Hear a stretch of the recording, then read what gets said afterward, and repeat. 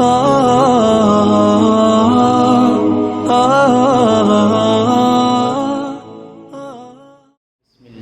الرحمن الرحيم.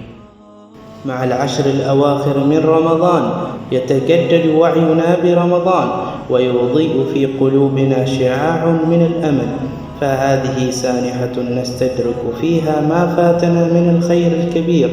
فالعشر الأواخر هي خير أيام رمضان وخير أيام العام كله، وفيها ليلة القدر التي تقدر فيها كل أمور الخلائق، فمن أدركته واقفا بين يدي ربه خاشعا في محراب ذكره وعبادته فذلك هو الإنجاز الحقيقي.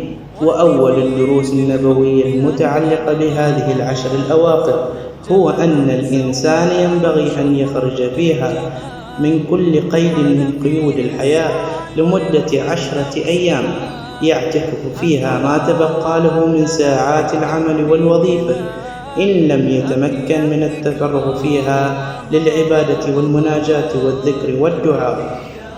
ها هي العشر الأواخر من الشهر المبارك قد أظلتنا، وها هي نفحاتها قد هبت علينا، ترجو منا البر والوفاء والاجتهاد من الخوف والرجاء.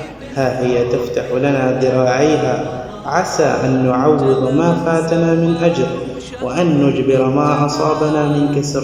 إنها الأيام المباركة التي فيها ليلة هي خير من 1000 شهر.